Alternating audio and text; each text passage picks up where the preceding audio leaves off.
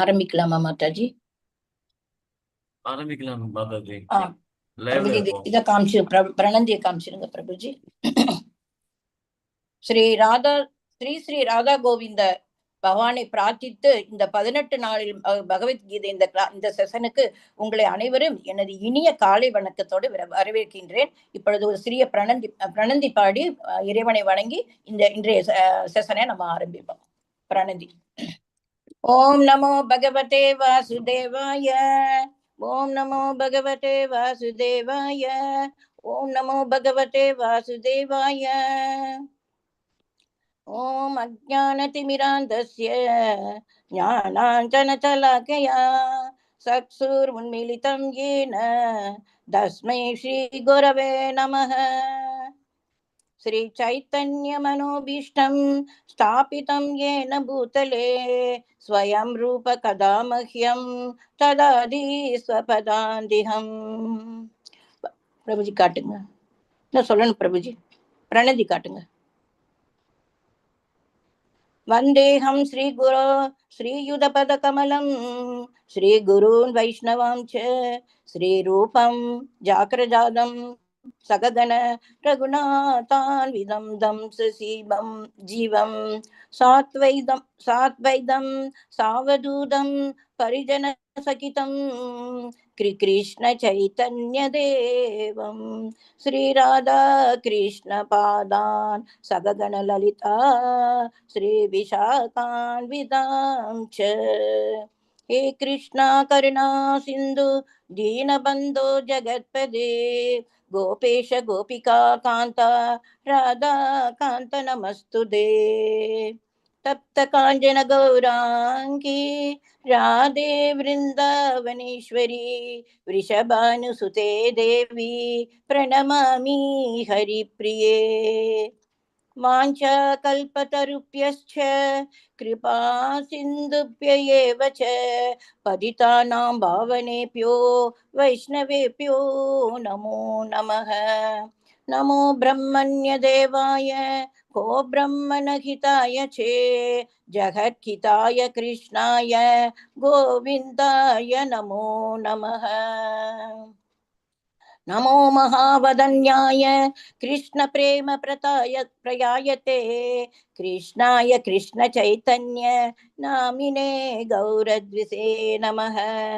गुरवे गौरचन्द्राय राधिकाय तदालये कृष्णाय कृष्ण भक्ताय तद्भक्ताय नमो नमः.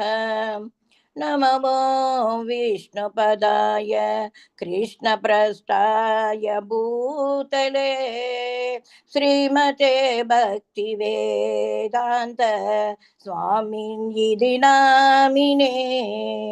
नमस्ते सरस्वती देवे गौरवाणी प्रचारिणे निर्विशेष शून्यवादी पाश्चात्य देशधारिणे. पंचतत्वात्मकं कृष्णं भक्तरूपस्वरूपकं भक्तावतारं भक्ताख्यं नमामि भक्तशक्तिहं. जय श्री कृष्ण चैतन्य प्रभु नित्यानंद श्री अद्वैत गदाधर श्रीवासादि गौर भक्त वृंद. எல்லாரும் 3 வாட்டி சொல்லுங்க. ஹரே கிருஷ்ணா ஹரே கிருஷ்ணா கிருஷ்ண கிருஷ்ணா ஹரே ஹரே ஹரே ராம ராம ராம ஹரே ஹரே. ஹரே கிருஷ்ணா ஹரே கிருஷ்ணா கிருஷ்ண கிருஷ்ணா ஹரே ஹரே ஹரே ராம ராம ராம ஹரே ஹரே. ஹரே கிருஷ்ணா கிருஷ்ண கிருஷ்ணா ஹரே ஹரே ஹரே ராம ராம ராம ஹரே ஹரே. வந்திருக்கும் அனைவர் பக்தர்களுக்கும் எனது வணக்கத்தை தெரிவித்துக் கொள்கிறேன். இன்றைய கிளாஸ் இன்னைக்கு நம்ம எடுக்க போறது 14வது சாப்டர், ஜட இயற்கையின் 3 குணங்கள். அதை பத்தி தான் இப்ப நம்ம பேச போறோம். அது குணத்ராய விபாக யோக, அதை பத்தி தான் நம்ம இன்னைக்கு பேச போறோம்.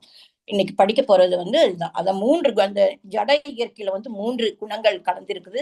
அத பத்தி தான் படிக்க போறோம். அதுக்கு முன்னாடி நம்ம நேத்து என்ன படிச்சோங்கிறது ஒரு சின்ன ரீகலெக்ஷன் பண்ணிட்டு, அதுக்கப்புறம் இந்த 14வது சாப்டருக்கு நம்ம எல்லாரும் போவோம். நேற்றைய தினம் நம்ம என்ன படிச்சோம்னா, க்ஷேத்திரஜன் க்ஷேத்திரகனை பத்தி படிச்சோம். அதுல என்ன பண்ணோம்? க்ஷேத்திரம்னா என்ன? க்ஷேத்திரஜன்னா என்ன? இயற்கைனா என்ன? புருஷான்னா என்ன? அறிவுனா என்ன? நேயம்னா என்ன? அனைத்து நம்ம நேத்து எல்லாம் படிச்சோம். இன்னைக்கு வந்து இப்போ அந்த நேத்துள்ள சாப்டர் நல்லா புரிஞ்சிருந்ததுன்னா இது உங்களுக்கு நான் ரொம்ப அழகா இருக்கும். நேத்து 13வது சாப்டர் ரொம்ப ரொம்ப நல்ல ஒரு அவ்வளவு நல்ல சாப்டர். நீங்க நேரம் கிடைக்கும் போது படிச்சு பார்த்தீங்கன்னா உங்களுக்கு அழகா புரியும். அதுதான் மெயின் பாயிண்ட். அதுல இருந்து நம்ம கிட்ட அந்த உடலை பத்தி பார்த்தோம். அதாவது உடல்ல என்னென்ன இருக்கிறது, மூலப்பொருட்கள் என்னென்ன இருக்குன்னு பார்த்தோம். அதெல்லாம் இதுல கனெக்டிவிட்டியா வரும். நம்ம பார்த்தோம் இல்லையா? அந்த உடல் உறுப்புகளை இதெல்லாம் இருக்கு. அவ்வியக்தமான 3 குணங்கள் இருக்குது. கண்ணுக்கு தெரியாத சூஷ்மத்துல நம்ம பார்த்தோம் இல்லையா? அதை பற்றி தான் இன்னைக்கு படிக்க போறோம். அதாவது 3 குணங்கள் படிக்க போறோம். அது படிச்சோம். அறிவு நம்ம எப்படி பக்தி பாதைக்கு எப்படி போகணும் அப்படின்னு அதுவும் படிச்சு வந்து அதனுடைய வழிமுறையை படிச்சோம். அதை எப்படி இது பண்ணணும்னு படிச்சோம். அப்ப அத அறிவை பெருக்கினதுக்கு அப்புறம் நமக்கு என்ன செஞ்சோம்? யாரை நம்ம வந்து யாரை பற்றி நம்ம கண்டுபிடிக்கணும்னா இறைவனை பத்தி தான் நம்ம நேற்று முழுசு படிச்சோம். என்ன பண்ணுனா நம்ம இறைவன் கிட்ட போகலாங்கிறத நான் படிச்சேன். நேத்தை படிச்சு பார்த்தோம். இயற்கையை படிச்சு பார்த்தோம். புருஷா பற்றி புருஷா என்றால் அனுபவிப்பவன். அதுல 2 விதமான அனுபவிப்பாளர்கள். அதுல மெயினானவர் பரமாத்மா தான். ஜீவாத்மா, பரமாத்மா. அவர் ஜீவாத்மாவுடைய ஒரு அங்கம் தான், இவர் குட்டி ஒரு அங்கம் தான் ஜீவாத்மா. பரமாத்மா தான் எல்லாத்துக்கும். சோ நேத்துக்கு வந்து இதை பத்தி படிச்சோம். இன்னைக்கு வந்து இயற்கையில நம்ம என்னென்ன குணங்கள்லாம் நமக்கு இருக்குது, இதுல இருந்து நம்ம எப்படி தப்பிச்சா பகவான் கிட்ட போகலாம் அப்படிங்கறதான் இன்னைக்கு நம்ம படிக்க போறது. அதுக்கு முன்னாடி சொல்றார் கிருஷ்ணர் பகவான் சொல்றாரு. 1வது ஸ்லோகாவும் 2வது ஸ்லோகாவும் ரொம்ப அழகா அவர் சொல்றாரு. என்ன சொல்றாருன்னா, அதாவது இதுக்கு முன்னாடி நீங்க படிச்சிருப்பீங்க. நம்ம 12 இதுல நீங்க படிச்சிருப்பீங்க. இந்த 13வது சாப்டர்ல இருந்து 18வது சாப்டர் வரைக்கும் நம்ம வந்து ஃபுல்லி ஞானத்தை பத்தி தான். ஞானத்தை தெரிஞ்சுக்கிட்டு நம்ம எப்படி இறைவனை அடைய போறோங்கிற பத்தி தான் படிக்க போறோம். அதுக்கு முன்னாடி சாப்டர்ல நீங்க நிறைய ஞானங்கள் வந்து படிச்சிருப்பீங்க. 9வது சாப்டர் ரகசியமான அறிவு, அது கல்வியின் அரசன், கல்விக்கு அரசன் அப்படிலாம் நீங்க படிச்சிருப்பீங்க. தியான யோகத்தை படிச்சிருப்போம். எல்லா இதத்தை விடையும் நம்ம வந்து இந்த ஞானத்தை பற்றி இப்ப நான் சொல்ல போற ஞானத்தை அறிஞ்சா நல்ல உன்னதமான பக்குவம் கிடைக்கும். இதுல இருந்து நம்ம தாண்டிட்டோம்னா நம்ம வந்து வாழ்க்கையில ஈஸியா இறைவன் கிட்ட போய் சேர முடியும் அப்படிங்கிறது. அதனால அந்த எல்லா ஞானத்தை அறிஞ்ச முனிவர்கள் எல்லாரும் இந்த உத்தமமான ஞானத்தை பற்றி பக்குவமா படிச்சு நல்லா புரிஞ்சுக்கிட்டாங்க. அப்படி இந்த பக்குவத்தை புரிஞ்சவர்கள், பக்குவம் அடைஞ்சவங்க என்ன பண்ணுவாங்க? ஆன்மீக வரையில் நல்ல முன்னேற்றம் அடைவார்கள். அவங்களுக்கு எந்த விதமான ஒரு இதுவுமே கிடையாது. பட் இது புரிஞ்சுக்கலைன்னா இந்த துக்காலயத்துல திருப்பி திருப்பி திருப்பி நம்ம வந்து பிறந்துகிட்டு இருப்போம்னு சொல்லி சொல்றாங்க. சோ நம்ம வந்து இதை ரொம்ப நல்லா கவனிக்கணும். இந்த ஞானத்தை ஒருவன் அடைஞ்சிட்டாருன்னா, இந்த ஞானத்தை பற்றி புரிஞ்சு இறைவன் கிட்ட அடைஞ்சிட்டா அவங்களுக்கு வந்து எப்பவுமே பிறப்பு இறப்பு என்பதே கிடையாது.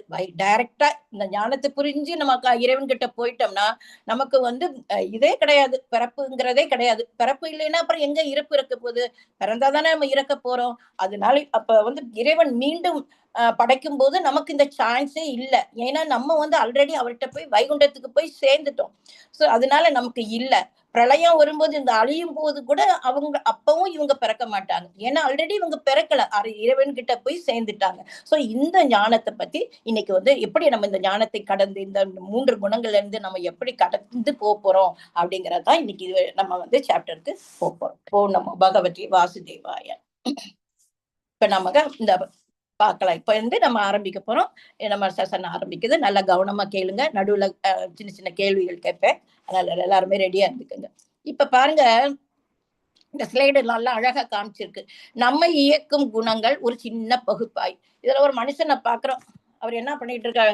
அவரு நினைக்கிற நான் ரொம்ப சுதந்திரம், நான் சுதந்திரமா இருக்கிறேன் அப்படின்ட்டு அவரு நினைக்கிறாரு. இந்த பாருங்க, நாம் சுதந்திரமானவர்கள் என்று நினைக்கிறோம். ஆனால் ஒவ்வொரு அசைவையும் சிந்தனையும் முடிவையும் தீர்மானிப்பது இந்த இயற்கையின் 3 குணங்களே. நீங்கள் பாவையே அன்றி ஆட்டுவிப்பவர் அல்ல. இந்த மனுஷன் நினைக்கிறான் நம்ம தான் சுதந்திரமானவங்க, நம்ம இஷ்டத்துக்கு இருக்கலான்னு. அப்படியெல்லாம் அவங்க நினைக்கிறபடி எல்லாம் ஒன்னும் கிடையாது. என்ன நினைக்கிறாங்க? நம்ம செய்யற ஒவ்வொரு அசைவு இருக்கட்டும், நம்ம நினைக்கிறதா இருக்கட்டும், நம்ம முடிவு எடுக்கிற இந்த 3 எடுக்கிறது யாருன்னா இயற்கையில் இயற்கையில் உள்ள 3 குணங்கள் தான். அந்த 3 குணங்கள் என்னென்ன? சத்துவ குணம், ரசோகுணம், தமோ குணம் என்று மூன்று மூன்று குணங்கள் இருக்கின்றது. பிரபுஜி இது போடுங்க பிரபுஜி. அடுத்த நெக்ஸ்ட் ஸ்லைடு.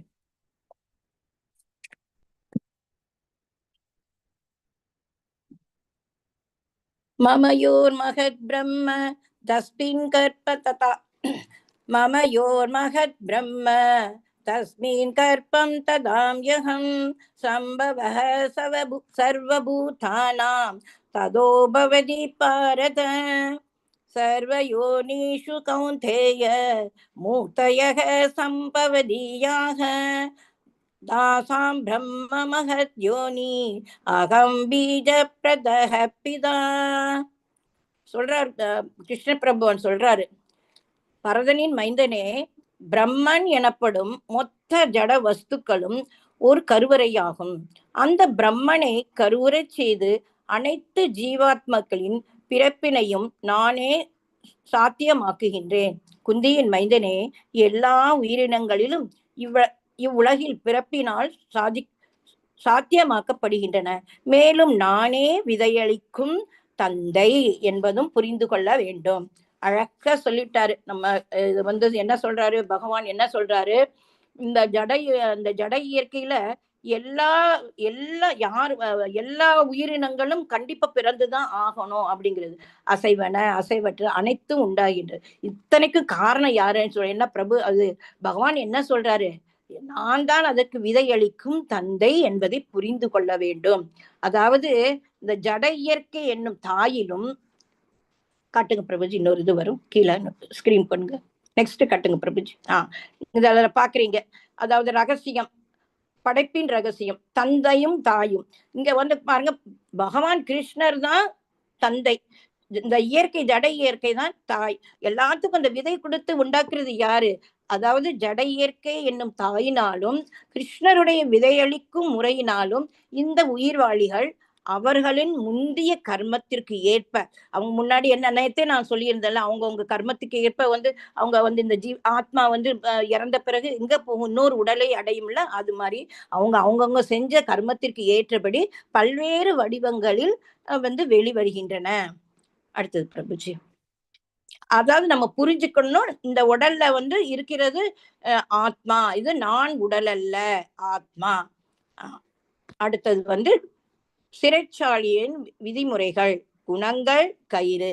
இப்ப பாருங்க, இந்த உயிர்வாழி பிறந்த உடனே, இந்த ஜட இயற்கையில வந்த உடனே அவங்களுக்கு உடனே அந்த 3 குணம் வந்துடும். சத்துவ குணம், ரஜோகுணம், தமோ குணம். இந்த 3 குணங்களால நம்ம கட்டுண்ட ஆத்மாவாக கட்டப்படும். இங்க பாருங்க, ஒரு ஜெயிலுக்குள்ள ஒருத்தர் இருக்கான், அவனை என்ன பண்றாங்க, நல்லா சேர்த்து பிடிச்சு கட்டி பிடிச்சு வச்சுட்டாங்க, எனக்கு தப்பிக்காம இருக்கணும். அது மாதிரி இந்த 3 குணங்கள் நம்ம இந்த இயற்கையில பிறந்த உடனே நம்ம என்ன ஆயிரும், அதுக்கு முன்னாடி நம்ம தூய்மையா தான் இருந்தோம். ஆனா இந்த இயற்கைக்கு வந்த உடனே நம்ம என்ன செஞ்சிருது, இந்த மாயா நம்மளை பிடிச்சிக்கிடுது. இந்த சத்துவ குணம், தமோ குணம், இந்த எல்லா 3 குணங்களும் சேர்ந்து நம்மளை கெட்டி போட்ட மாதிரி ஒரு கட்டுண்ட ஆத்மாவை ஆக்கிருது. சோ அதனால நம்ம என்ன செய்யறோம், அதனாலதான் சில சமயம் நம்ம மகிழ்ச்சி அடைகிறோம், துக்கமா இருக்கும், அறிவா இருக்கும், சோம்பலா இருக்கும், பலவிதமான செயல்களை நம்ம இதா தாக்கப்படுகின்றோம். இதை நம்ம நினைக்கிறோம் நம்ம சுதந்திரமாக இருப்பது. இது சுதந்திரம் கிடையாது, இது நம்ம நினைக்கிறதெல்லாம் ஒரு மாயை என்று நம்ம புரிந்து கொள்ளணும். நெக்ஸ்ட் பிரபுஜி. இப்ப பாருங்க, இப்ப நம்ம ஒண்ணா படிக்க போறோம். என்னென்ன குணங்கள்லாம் அந்த இயற்கையில இருக்குது, அதனோட விளைவுகள்லாம் என்ன அப்படிங்கிறது ஒன் பை ஒன் நம்ம இப்ப படிக்க போறோம். இப்ப முத இருக்கிறது சத்துவ குணம். பாக்குறீங்க, ஒரு தங்க கூண்டு. சத்துவ குணம் நல்ல குணம் தான். அந்த சத்துவ குணம் என்ன ஆகும்னாக்க, சத்துவ குணத்துல இருக்கிறவங்க எப்படி இருப்பாங்கன்னாக்க, மற்றவர்களோட ரொம்ப இதை படிச்சிறேன், அறிவு, மற்றவர்களை விட நான் அறிவாளி என்ற கர்வம் வருது. அவ கொஞ்சம் நல்லா அறிவாளியா இருப்பான். அப்ப நான் தான் பெரியவன், படிச்சவனா இருப்பான். அதனால சத்துவ குணத்துல இருக்கிறதுனால ரொம்ப சாஃப்டா இருப்பாங்க. பாவம் புண்ணியம் எல்லாம் ரொம்ப பார்ப்பாங்க. அதனால ரொம்ப பாவம் எல்லாம் அவங்க செய்ய மாட்டாங்க. இந்த மாதிரி குணம் இருக்கிறதுனால அவங்களுக்கு கொஞ்சம் சுகமாவும் இருப்பாங்க. அதனோட விளைவு என்னன்னா, அவங்க ஞானம் மற்றும் சுகத்தால் கட்டி போட்டுறாங்க. அதாவது கர்வம் வந்துரும். அடுத்து எப்ப பார்த்தாலும் இந்த சத்துவ குணத்துல இருக்காங்க. நான் இப்படி இருந்தேன்னு இன்பத்தை தான் அதிகமா விரும்புவாங்க. அப்ப அதாவது நம்ம வந்து எல்லாத்தையும் சமமா பாவிக்கணும்னு நம்ம பார்த்திருக்கோம். இன்பம் வந்தாலும் சரி, துன்பம் வந்தாலும் சரி, நம்ம சமமா பாவிக்கணும்னு. ஆனா இங்க இவங்க என்ன சத்துவ குணத்துக்கு என்ன வந்துடுறாங்க? கர்வமாயிடுறாங்க. நான் தான் அறிவாளி அப்படின்னு. சோ அந்த இடத்துல வந்து அவங்க வந்து பந்தப்படுறாங்க. சோ இவர்களும் என்ன ஆறாங்க? இந்த இந்த ஜடம் இயற்கையில அந்த இதை வந்து கட்டுப்பட்டு பந்தப்படுகின்றார்கள். இரும்பு கூட்டிற்கு பதிலாக தங்கக்கூடு. ஆனால் அடிமைத்தனம் மாறவில்லை. எவ்வளவுதான் அவங்கள்ட்ட இருந்தா கூட ஒரு பந்தத்துல ஞானம் என்ற பந்தத்தினாலும் சுகம் என்ற பந்தத்தினாலும் கட்டி போட்டதுனால இவங்களுக்கு மீண்டும் பிறப்பு இறப்பு இருக்கும். தங்க குண்டுல இருக்காரு. பாருங்க நல்லா ஒரு ஜெயில் மாதிரி உள்ள போட்டாங்க. செகண்ட் பிரபுஜி ரஜகுணம். 2வது குணம் வந்து ரஜோகுணம். இந்த ரஜோகுணத்துக்காரங்க பாருங்க, அப்போ இதுல பாக்குறீங்களா எந்த நேரமும் வாழ்க்கையில ஓடிக்கிட்டே இருப்பாங்க. இது வேணும், அது வேணும், அது வேணும். ஆசை எல்லையற்ற ஆசைகள், எல்லையற்ற ஆசைகள் மற்றும் தாகம், செயல், பலனை எதிர்பார்த்து உழைப்பது, விளைவு, பேராசை, உளைச்சல் மற்றும் வலி. இவங்களை பாத்தீங்கன்னா பாருங்க, இந்த பாருங்க ஒரு விளையாட்டு இதுல தான். அதாவது வாழ்க்கையில நம்ம முன்னேறிக்கிட்டே இருக்கணும். எவ்வளவு வந்தாலும் சரி, ஒரு வீடு இருந்தாலும் நமக்கு ஒரு வீடு போதும். ஒரு எக்ஸாம்பிளுக்கு ஒரு வீடு போதும். ஆனா வீடு வாங்கி வாங்கி வாங்கி வாங்கி வாங்கி சேர்த்து வச்சுக்கிட்டே இருப்பாங்க. ஏன்னா ஏன்னா பின்னாடி யோசிக்கிறது நம்ம பிள்ளைகளுக்கு வேணும், பேரனுக்கு வேணும். அந்த ஆசையே விடல. ஏன்னா எதுக்கு அத்தனையும் நம்ம அனுபவிக்கணும், நல்ல சுகமா இருக்கணும் அப்படின்னு. இந்த ரஜோகுணத்துக்கு ஒரு ஒரு உதாரணம் சொல்றேன். ஒரு ஏக்கத்துக்கு என்ன சொல்றேன்னா, ஒரு ஆணும் பெண்ணும் இருக்கிறாங்க. அப்ப அவர்களுக்குள்ள ஒரு ஈர்ப்பு வருது. ஆணுக்கு பெண்ணுடம, பெண்ணுக்கு ஆணும். இதுவும் ஒரு ரஜோகுணத்துல இருக்கிறாங்க. அப்படி இருக்கும்போது அவருக்கு இல்லற வாழ்க்கைக்கு வரும்போது தன்னுடைய குழந்தைய, மனைவிய இவங்களெல்லாம் நம்ம படுத்தணும் அப்படின்ட்டு இரவும் பகலும் உழைப்பாங்க. ஏன்னா அவங்க கிட்ட நம்ம அவங்களாம் நல்லா சந்தோஷமா அவனுக்கு ஒரு ஹாப்பி அந்த பந்தத்துல போயிடுறாங்க. குடும்பங்கிற பந்தத்துல. சோ அவங்க ஓடி ஓடி ஓடி ஓடி உழைச்சுக்கிட்டே இருக்காங்க. அவங்க அடுத்து வந்து இப்ப ஒரு வேலை செய்யறாங்கன்னா என்ன பண்ணுவாங்க? அதை செஞ்சா நமக்கு லாபம் கிடைக்குமா? ஏதாவது லாபம் வேணும். இந்த மாதிரி மென்டல்ல தான் ராஜகுணத்துக்காரங்க இருப்பாங்க. அத பாருங்க, இந்த ஒரு கப்புக்கு பின்னாடியே ஓடுறான், ரூபாய்க்கு பின்னாடியே ஓடுறான், ஓடிக்கிட்டே இருக்காங்க. கிடைச்சத கிடைக்காத தேடி தேடி ரன் பண்ணுவாங்க. கிடைச்சத பாதுகாக்கிறதுக்காக போராடுவான். நல்ல ஒரு எக்ஸாம்பிள், ஒரு நகை எல்லாம் வாங்கி வச்சுட்டாங்கன்னு வச்சுக்கோங்க, சேர்த்து வச்சுட்டாங்க. அதை நம்ம என்ன செய்யறோம்? லாக்கர்ல கொண்டு. ஏன்னா பயம், வீட்டுல இருந்தாக்க நமக்கு இதாயிடுமே, திருட எடுத்துட்டு போயிடும். சரி, கிடைச்சத பாதுகாக்கங்கிறது அந்த ஒரு பயம். அடுத்து கிடைக்காத தேடி பின்னாடியே ஓடிக்கிட்டே இருப்பாங்க. இப்படிப்பட்ட குணம் உடையவர்கள் தான் ரஜோ குணத்துக்காரங்க. சத்துவ குணம், தமோ குணம் பிரபுஜி நெக்ஸ்ட். இப்ப வந்து நம்ம வந்து தமோ குணத்தை பத்தி பார்க்க போறோம். தமோ குணம் வந்து என்ன, ஒரு இருளின் ஆதிக்கம். அவங்க கிட்ட வந்து ஃபுல்லா என்ன பண்ணுவாங்க, எப்ப பார்த்தாலும் ஒரு சோம்பேறி. அவங்களுக்கு அறிவே இருக்காது. அறியாம தான் ரொம்ப அதிகமா இருக்கும். இதை செஞ்சா நம்ம எப்படி, இதை செஞ்சா என்ன விளைவு வரும், இதை செய்யாட்ட என்ன ஆகும் அப்படிங்கிற அந்த தாட்டே இருக்காது. என்ன வருதோ அவங்க இஷ்டத்துக்கு அவங்க மைண்ட்ல என்ன தோணுதோ அதைத்தான் அவங்க செஞ்சுக்கிட்டு இருப்பாங்க. அடுத்து 1ஆம் நம்பர் சோம்பேறியா இருப்பாங்க. எப்ப பார்த்தாலும் தூங்கிக்கிட்டே இருப்பாங்க. போதைக்கு இதாயிருவாங்க. அந்த போதை, அதாவது ட்ரிங்க்ஸ் அந்த மாதிரி இதுக்கு அந்த மாதிரி இதுக்கு அடிமையாயிருவாங்க. அப்படி இருக்கும்போது ஒரு பைத்தியகரத்தனமான நிலையில இருப்பாங்க. இதனால என்ன விளைவு? எந்த நேரமும் இந்த மாதிரி தூங்கி அவங்களுக்கு இருந்தா கூட எதுவும் செய்யணும் அப்படிங்கிற வேலையை செய்யணுங்கிற அந்த ஒரு இது கூட அவங்களுக்கு கடமையை செய்யணுங்கிற அந்த அறிவும் கிடையாது. அறியாமையில தான் ரொம்ப இருப்பாங்க. அதனால அவங்க வந்து எப்பயுமே அவங்களோட நிலைமை என்ன ஆகும், கீழ் நோக்கி தான் போய்கிட்டு இருக்கோம். மேல எப்படி முன்னேறதுன்னு இல்ல. என்ன கிடைக்குதோ சரி, எப்படி இருந்தாலும் சரி, நம்ம பாட்டுல தூங்கணும், சோம்பேறித்தனமா இருக்கணும், கிடைக்காத ஏதாவது சாப்பிடணும், இப்படிதான் அவங்க இருப்பாங்க. அடுத்து நீங்க பாக்குறீங்க, இவன் பாருங்க குடி போதையில வந்து சாக்கடைக்குள்ள விழுந்து கிடக்கான். அது எதுக்கு அவனுக்கு தெரியல. இது ஒரு அசிங்கமான இடம், இதுல ஏன் விழுகுறோம் அப்படிங்கிற அந்த அந்த இதே இல்லை, அறியாம. அவங்களுக்கு அந்த அறிவு இல்ல. குடிச்சு போட்டு போதையில எந்த நேரம் மயக்க நிலையில தான் இந்த தமோ குணம் இருக்கும். அடுத்த பிரபுஜி. ஆனா இவங்களை நம்ம என்ன செய்யலாம்னாக்க, இவங்களை வந்து நம்ம இப்படி இருக்கிறவங்க வந்து ஆன்மீக முன்னேற்றத்துக்கும் கொண்டு போகலாம். யார தமோ கணக்க அது எப்படி தமோ கணத்தை கொஞ்சம் இம்ப்ரூவ்மெண்ட் கொண்டு வரலாம்னா, அது ஆச்சாரியர்கள் சொல்ற வழிகாட்டி அவங்க பின்பற்றணும். அவங்கள அந்த மாதிரி நம்ம கொண்டு வரணும். அடுத்து அவங்களோட ஆசீர்வாதத்தாலையும் முன்னேற்றம் அடைந்து வரக்கு சான்ஸ் இருக்குது. இவங்க வந்து எப்பயும் போதைக்கு அடிமையானவர்கள். இப்ப பாருங்க, இப்ப வந்து நம்ம வந்து 3 படிச்சுட்டோம். சத்துவ குணம்னா என்ன, ரஜோ குணம்னா என்ன, தமோ குணம்னா என்ன. இவங்க எப்படி இருப்பாங்க அவங்களுடைய செயலையும் பார்த்துட்டோம். இப்ப நமக்கு நம்ம எந்த நிலையில இருக்கிறோம் என்பதை வந்து நம்ம பார்க்கலாம். நீங்க நமக்கே டெஸ்ட் பண்ணிக்கலாம். நம்ம எப்படி இருக்கிறோம் அப்படிங்கறத நம்மளே டெஸ்ட் பண்ணிக்கலாம். சத்து குணத்துக்காரங்கள எப்பயுமே அவங்க வந்து ரொம்ப அறிவு அறிவு வாய்ஸா எடுத்தாக்க அவங்க எப்பயுமே பிரகாசமா இருப்பாங்க, சுறுசுறுப்பா இருப்பாங்க, மன அமைதியோட இருப்பாங்க, சுய கட்டுப்பாடோட இருப்பாங்க. அடுத்து அவங்களுக்கு இந்த அறிவு இருக்கிறதுனால இதை செஞ்சா நல்லா இருக்கும், இதை செஞ்சா நமக்கு இதா இருக்கும் அப்படிங்கிற அந்த திங்க் பண்ற அந்த தாட் அவங்களுக்கு இருக்கும். அதனால அவங்க வந்து எப்பயுமே பிரகாசமா இருப்பாங்க.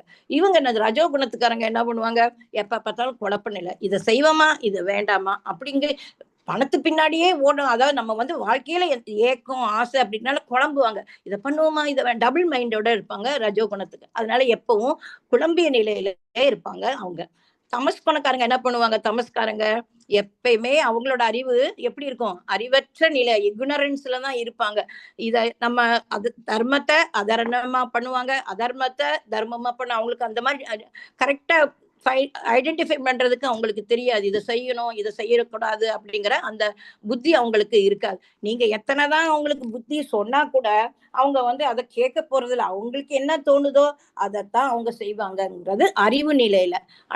அதுக்கடுத்து என்ன ஆகுனா அவங்களுடைய செயல் சத்துவத்துல உள்ளவங்க எப்படிப்பட்ட செயல்கள் செய்வாங்கன்னா கடமையை செய்யணும் அப்படிங்கிற அந்த கடமை நிலையில அவங்க எப்பயுமே இருப்பாங்க. பெர்ஃபெக்டா செய்யணும், இப்படி இருக்கணும் அப்படின்ட்டு அவங்களுக்கு பாவம் இல்லாத ஒரு ஒரு நல்ல இது. ஏன்னா அவங்களுக்கு கொஞ்சம் அறிவு இருக்கு, ஞானம் இருக்கிறதுனால இதை செய்யணும் இதை செய்யக்கூடாது அப்படின்ட்டு இறைவனுக்கு செய்யணும். கொஞ்சம் அவங்களுக்கு வந்து அந்த தாட் இருக்கும். நம்ம என்ன பண்ணாலும் இறைவனை அதாவது பலனை எதிர்பார்க்காம கடமையை மட்டும் செஞ்சு போறவங்க சத்துவத்துக்கானங்க. இந்த ரஜோகுணத்துக்காரங்களுடைய செயல் எப்படி இருக்கும், என்ன பண்ணாலும் சரி இந்த ஒரு வேலை செய்யறோமா இதுல ஏதாவது பலன் கிடைக்குமா அப்படின்னு தான் அவங்க வந்து எதிர்பார்ப்பாங்க. தமோ குணத்துக்காரங்களுக்கு தான் சிந்திக்கவே தெரியாதே, எதுவுமே சிந்திக்க தெரியாதுல்ல. அதனால அவங்க வந்து அவ்வளவா ரொம்ப சிந்திக்காம எந்த வேலையும் செய்வாங்க. செஞ்சுவிட்டு கடைசியில அந்த அந்த இதுல போய் துக்கத்துலதான் எப்ப பார்த்தாலும் இருப்பாங்க, துக்கத்துல இருப்பாங்க. சோ சத்துவ குணத்துல இருக்கிறவங்க வந்து மரணத்துக்கு பின் எப்படி இருப்பாருங்க அப்படிங்கறதான் இப்ப வந்து பார்க்க போறோம். அப்ப வந்து சத்துவ குணத்துல இருக்கிறவங்க என்ன செய்வாங்கன்னா அவங்களுக்கு எல்லாமே தெரியும். ஆஹ் அவங்க வந்து அவங்களோட இது எப்படி இருக்கும்னாக்க அவங்க சத்துவத்து குணத்துக்காரங்களுக்கு வந்து எப்பயுமே நல்லது நல்லது செய்வாங்க. அவங்க வந்து ரொம்ப பாவம்லாம் ரொம்பவும் செய்ய மாட்டாங்க. சோ அதனால அவங்க என்ன செய்வாங்க, எப்பயும் அவங்களுடைய கடைசி காலத்துல மரணத்துக்கு பிறகு எங்க போவாங்கன்னா மேல் உலகத்துக்கு போவாங்க. அதாவது தேவர் இறைவனை வந்து அவங்க கும்பிடுறதுனால அவங்கவுங்க தெய்வத்துக்கு தகுந்தபடி அவங்க நல்ல மேல் உலகம், அதாவது பிரம்ம உலகம் இந்திரலோகம் அப்படிங்கிறத அவங்க ஆனாலும் இவங்களும் பிறப்பு இறப்பு திருப்பி வர்றதுக்கு சான்ஸ் இருக்குது. அடுத்து இவங்க வந்து ரஜகுணத்துக்காரங்க மரணத்துக்கு பின்னு எப்படி இருப்பாங்கன்னாக்கா இவங்க வந்து எப்பயுமே பல நோக்கு நமக்கு என்ன லாபம் இருக்கு என்ன இது இருக்கு அப்படின்னு எதிர்பார்க்கறாங்க இல்லையா. அதனால இவங்க வந்து இதுக்குதான் திருப்பி வந்து மீண்டும் வந்து இந்த கண்டிப்பா இந்த உலகத்துக்கு திருப்பி அவங்க வருவாங்க. நிச்சயமாக அவங்க வந்து இந்த பிறப்புங்கிறது இவங்களுக்கு நிச்சயம் உண்டு. அது இந்த பூமிக்கே திருப்பி வருவாங்க. ஏன்னா அது அது எப்படி வருவாங்கன்னா இவங்க இந்த ரஜோ குணத்துக்காரங்க எப்படி வருவாங்கன்னா இந்த மாதிரி குணம் இருக்கின்ற குடும்பத்துலதான் வந்து பிறப்பாங்க. இவங்க எப்படி இருக்கிறாங்களோ அது மாதிரி அத கனெக்டோட உள்ள இதுல குடும்பத்துல வந்து மீண்டும் இவர்கள் பிறப்பார்கள்.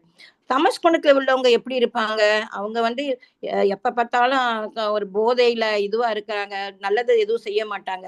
இவங்க வந்து எஜமானர் என்ன சொல்றாங்களோ அதைத்தான் கேட்பாங்க. இது நல்லதா ஒரு எஜமானர்கிட்ட வேலை பார்க்காங்கன்னா அவர் ஆர்டர் போட்டாச்சு இது செய்யினாக்க என்ன கொலை பண்ணிட்டு வா அதை பண்ணிட்டு வான்னு சொன்னா கூட அவங்களுக்கு இது செய்யணும் செய்யக்கூடாதுங்க அறியாம இல்ல.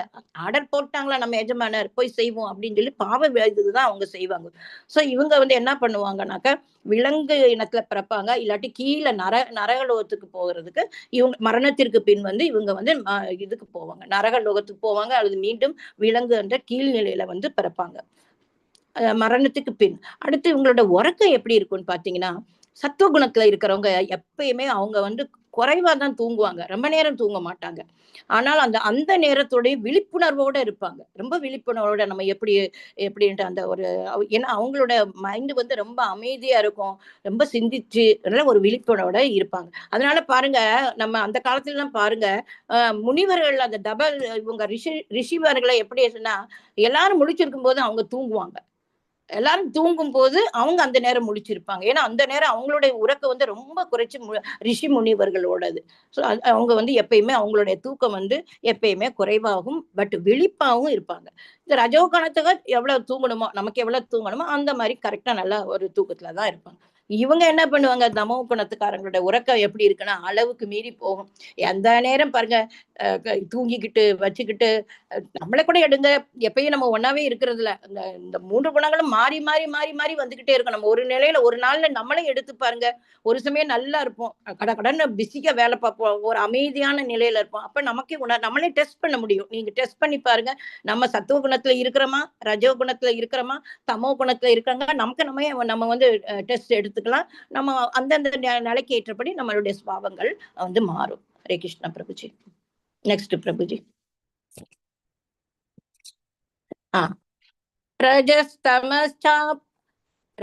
रजस्तमश्चाभिभूय सत्त्वं भवति भारत रजसत्त्वं तमश्चैव तमसत्त्वं रजस्तदा. பரதனின் மைந்தனே, சத்துவகுணம் சில சமயங்களில் ரஜோ குணத்தையும் தமோ குணத்தையும் தோற்கடித்து மேலோங்கி இருக்கின்றது. சில சமயம் ரஜோகுணம் சத்துவ குணத்தையும் தமோ குணத்தையும் தோற்கடிக்கின்றது. மேலும் இதர சமயங்களில் தமோ குணம் சத்துவ குணத்தையும் ரஜோ குணத்தையும் தோற்கடிக்கின்றது. இவ்வாறு உயர்நிலைக்கான போட்டி எப்போதும் எப்போதும் நிலவுகின்றது. ரொம்ப அழகா சொல்லிட்டாங்க. நம்ம எப்படி இருக்குங்கிறத நம்மளே நம்மளுடைய வாழ்க்கையிலே நம்ம கண்டுபிடிச்சிக்கலாம். ஆனா இதெல்லாம் இப்ப இந்த பகவத்கீதை கிளாஸ்ல சேர்ந்ததுக்கு அப்புறம் தான் நம்ம என்ன குணம் எப்படி இருக்குங்கிறது இப்பதான் நம்ம அந்த கிளாஸ்ல ஜாயின் பண்ணதுக்கு படிச்சு நமக்கு அந்த ஞானம் வந்ததுனால நம்ம வந்து புரிஞ்சுக்கிறோம் நமக்கு. சோ நீங்களும் இதை புரிஞ்சுக்கிடுவீங்க. நான் சொல்றதை வச்சு புரிஞ்சுக்கிடுவீங்க. இருந்தாலும் நீங்க உங்க வீட்டுல புக் இருந்ததுன்னா அதை ரெஃபர் பண்ணி பாருங்க. அமைதியா இருக்கும்போது உங்களுக்கு நல்லா புரியப்படும். இப்ப வந்து இங்க வந்து போட்டா போட்டி வரும். எப்படி அந்த ரஜோகுணம் நல்லா மேலோங்கி இருக்கும்போது, அந்த சத்துவகுணம் மேலோங்கி இருக்கும்போது அது என்ன செய்யும், ரஜோகுணத்தையும் தமோ குணத்தையும் டாமினேட் பண்ணிரும், அமிக்கிரும்.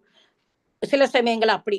சில சமயம் ரஜோகுணத்துல நம்ம ஓங்கி இருந்தோம்னாக்க சத்துவ குணத்தையும் தமோ குணத்தையும் டாமினேட் பண்ணிரும். சில சமயம் தமோ குணத்துல நம்ம இருக்கும்போது எப்படி இருக்கும், இந்த ரெண்டையும் சத்துவத்தையும் ரஜத்தையும் இதாக்கும். சோ இதுக்குள்ளேயே 3 வந்து ஒண்ணுக்குள்ள போட்டி போடும். நம்ம எந்த நிலையில இருக்குமோ மத்த 2 வந்து இதாயிடும்.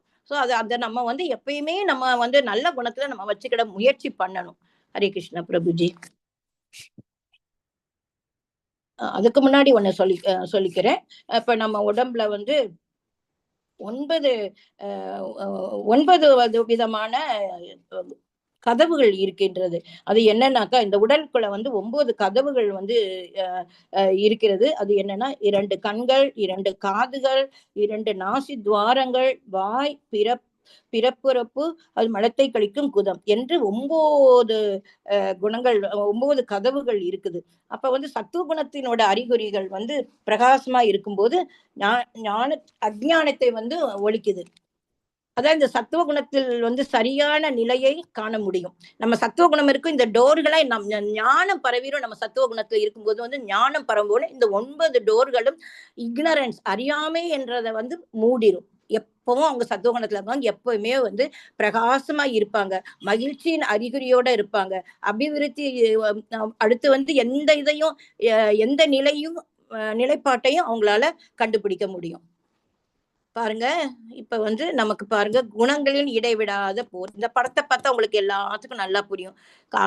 காலையில் சத்துவம் ஓங்குகிறது, பகலில் ரஜஸ் ஆட்கொள்கிறது, இரவில் தமஸ் ஜெயிக்கிறது, மயக்கத்துல இருக்கும். இப்ப நம்மளே இதை நம்ம பார்ப்போம். நம்ம காலையில எந்திரிக்கிறோம். இப்ப 4 மணிக்கெல்லாம் நம்ம எந்திரிக்கிறோம். 4 மணிக்கு எந்திரிச்சு இந்த 8 மணி வரைக்கும் நம்ம எப்படி இருக்கோம்? காலையில நமக்கு ஏர்லி மார்னிங் நம்ம எந்திரிக்கும் போது பொதுவாவே நீங்க 6னே வச்சுக்கோங்க, 4 மணிக்கு.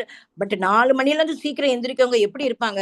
ரொம்ப காமா, ரொம்ப அமைதியா, அழகா நல்லா அந்த அந்த சத்துவ குணத்துல இருப்பாங்க. அது காலையில எந்திரிச்சு அவங்களுக்கு உண்டான வேலை இறைவனோட இப்ப நமக்கு காலையில நம்ம பாக்குறோம் இல்லையா? மங்கள ஆரத்தி நடக்குது, அதுல போய் ஜாயின் பண்றோம்.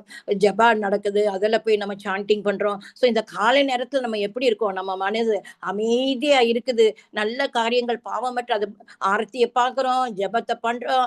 அதெல்லாம் காலை 4 மணிலேருந்து 8 மணிக்குள்ள நம்ம அதனுடைய வித்தியாசமே நீங்களும் உணர்ந்திருப்பீங்க. நீங்க காலையில இருந்தா எப்படி ஆக்டிவா எப்படி இருக்கிறீங்க, அந்த டே பூரா எப்படி இருக்கிறது அப்படிங்கிறத நீங்களும் பார்ப்பீங்க. ஸோ இந்த குணத்தை எல்லாம் வந்து தெளிவுபடுத்துறது என்னது? சத்துவ குணம். காலை நேரத்த நல்லா அழகா இருப்போம். அதான் 4 மணில இருந்து 8 மணிக்குள்ள நம்மளோட நடவடிக்கை வித்தியாசமா இருக்கும். நம்ம ரொம்ப அமைதியா இத இப்படி செய்யலாம். எல்லாம் சமநிலையில ரொம்ப கூலா இருப்போம் நம்ம அந்த நேரம். அதுக்கப்புறம் பாருங்க போராட்டம். அப்ப அதுக்கப்புறம் தான் ஆரம்பிக்க போகுது. பகலில் ரஜஸ் ஆள்கொள்கிறது. இப்ப என்ன என்ன ஆகுது நமக்கு அதுக்கப்புறம் நம்ம எல்லாம் ரன்னிங் ரேஸ் தான். எல்லாரும் அவங்கவங்க வேலைக்கு போகணும். பசங்கள எடுத்தா ஸ்கூலுக்கு போகணும். அம்மா கிச்சன்ல அம்மா என்ன பண்ணுவாங்க, கிடுகிடுன்னு 8 மணி தாண்டிடுச்சுன்னா பிள்ளைங்க ஸ்கூலுக்கு போகணும், வீட்டுக்காரர் ஆஃபீஸ் போகணும். எல்லாருக்கும் அவங்கவங்களுக்கு வேலை இருக்கும். அந்த நேரம் இதை எடு, அதை எடு, வீட்டுல ஒரு அரளி பண்ண இது பண்ணி விட்டுரும்.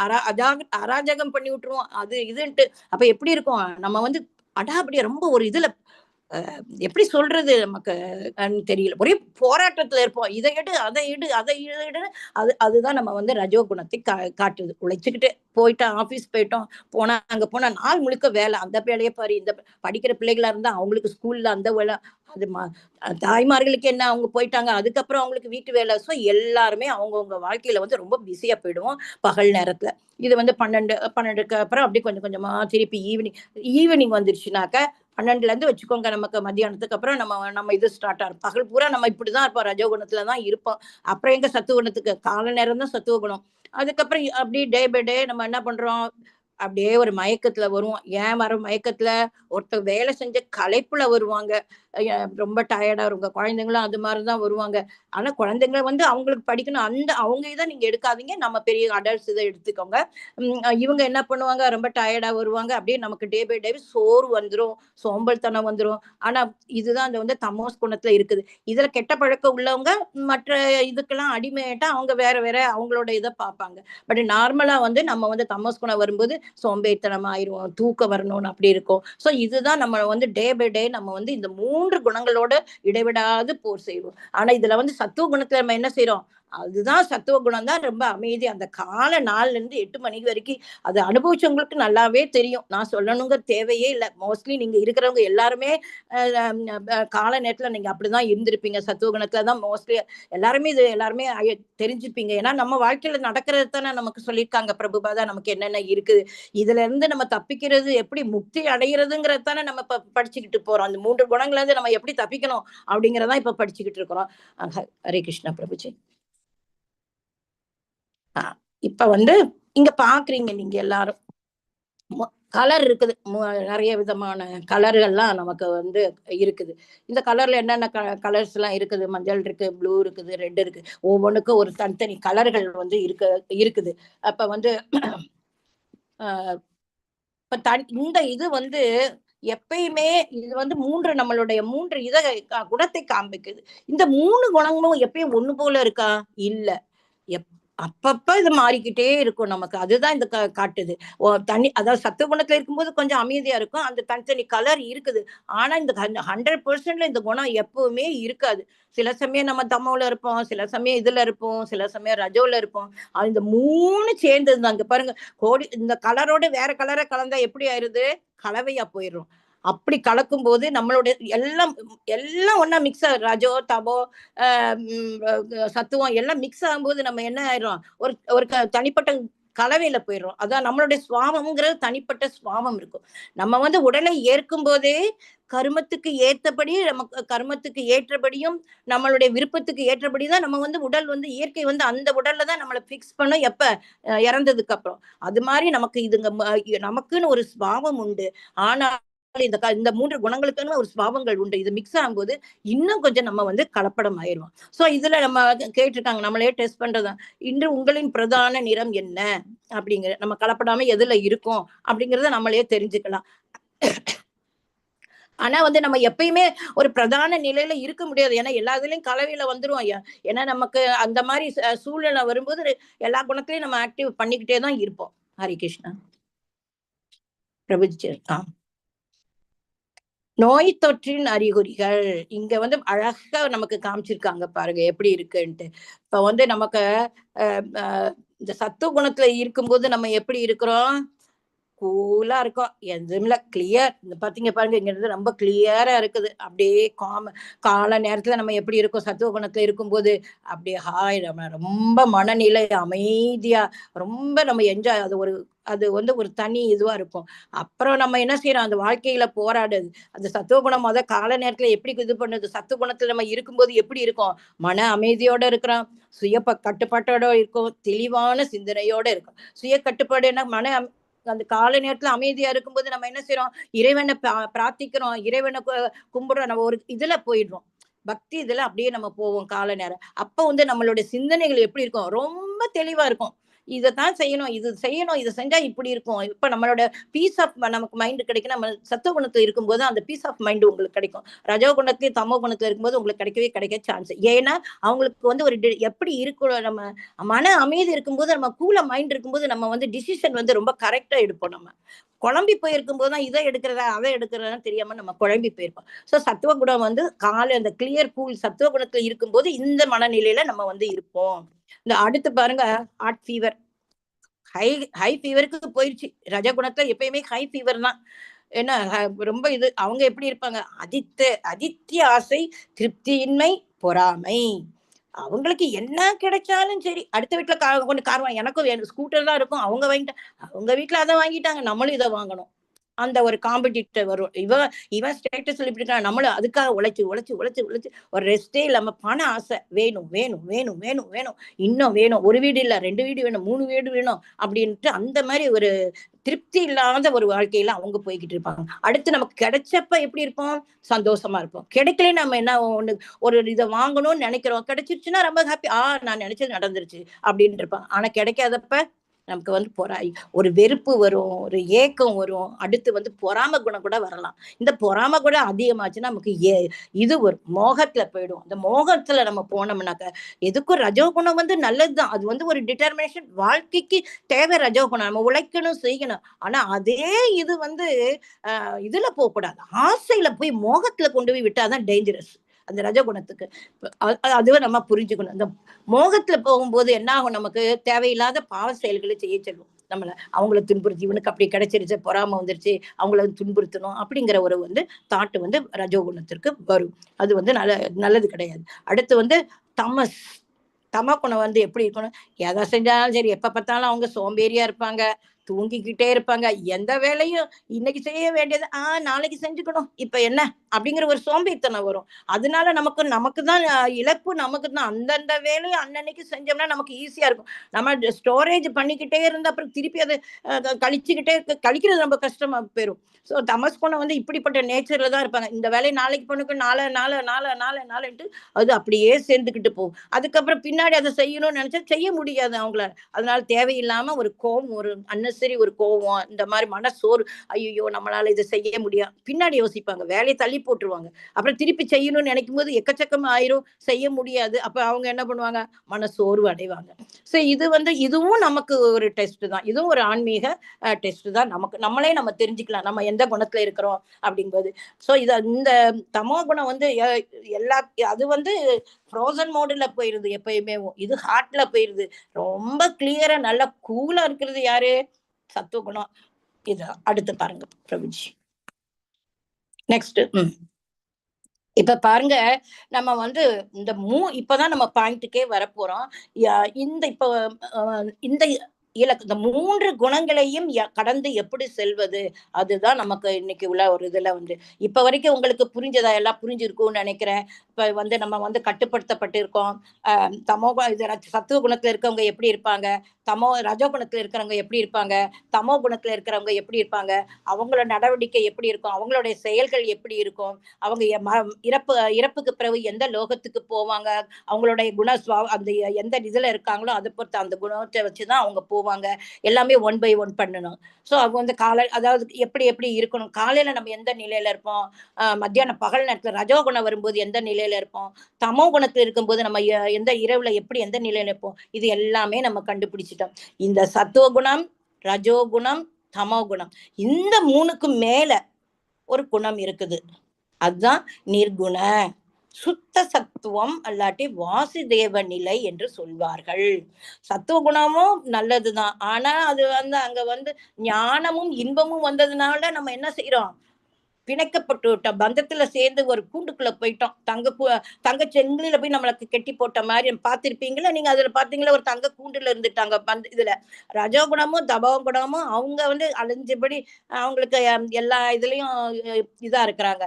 சோ இதுல வந்து நம்ம வந்து இந்த குணங்களை நம்ம எப்படி பாதிக்கப்படாம நம்ம வந்து இப்ப அலைகள் இருக்குது, அலைகளால நம்ம பாதிப்படாத ஒரு தாமரையில எப்படி அப்படியே மிதந்து மிதந்து போகும். நம்ம இதெல்லாம் சுத்த சத்துவத்துக்கு போகும்போது நம்ம வந்து என்ன வந்து தூய்மை அடைகின்றோம். அதுதான் நமக்கு வந்து கிடைக்கக்கூடிய விடுதலை. இப்ப வந்து பார்க்கலாம் எப்படி எழுதுன்ட்டு.